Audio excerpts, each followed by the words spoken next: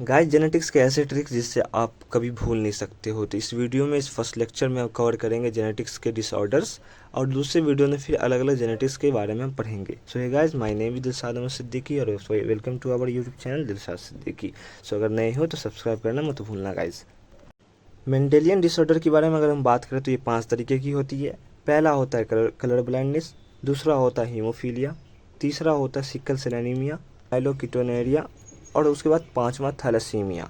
तो गाइज अगर हम बात करें पहले कलर ब्लाइंडनेस की, तो कलर ब्लाइंडनेस नॉर्मली होता ये है कि रेड और ग्रीन कलर में जो विक्टिम होता है वो डिफ्रेंशिएट नहीं कर पाता है, कि अच्छे से वो पहचान नहीं पाता है कि रेड कलर और ग्रीन कलर कौन सी है। अगर बात करें हम हीमोफीलिया की, देखो हीम मतलब होता है ब्लड और फीलिया मतलब होता है लव। फीलिया मतलब फिलिक, आपने सुना होगा हाइड्रोफोबिक, हाइड्रोफिलिक। फिलिक मतलब लव, फोबिक मतलब डर। तो जिसको जिस चीज़ से मोहब्बत होती है वो उतनी जल्दी उससे दूर हो जाती है। तो क्लॉटिंग डिफेक्ट में होता है क्या कि ब्लड रुकना बंद ही नहीं होता है, वो फ्लो होती ही रहती है। साथ ही अगर हम बात करें फिर सिकल सेल एनीमिया के बारे में, तो सिकल सेल एनीमिया होता ये है गाइस, देखो हीमोग्लोबिन की कमी को बोलते हैं हम एनीमिया। देखो जब ब्लड अपने नॉर्मल शेप से सिकल शेप में कन्वर्ट हो जाती है तो उसको ब्लड कैरी करने में बहुत दिक्कत होती है, जिससे हीमोग्लोबिन की कमी होती है। एनसीईआरटी में आपको सीधे सीधे लाइन मिलेगी बस इतनी सी कि substitution of glutamic acid by valine at 6th position of globin chain, और वो जो एच बी है इसका मतलब हीमोग्लोबिन।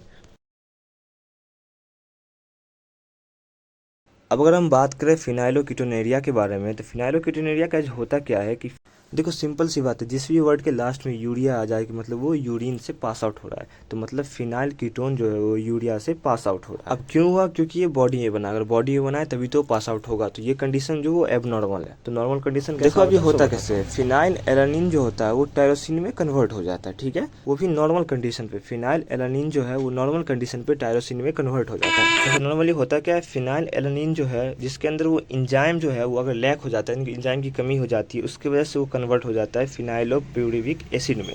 उसी को हम कहते हैं फिनाइलोकीटोनेरिया। ओके।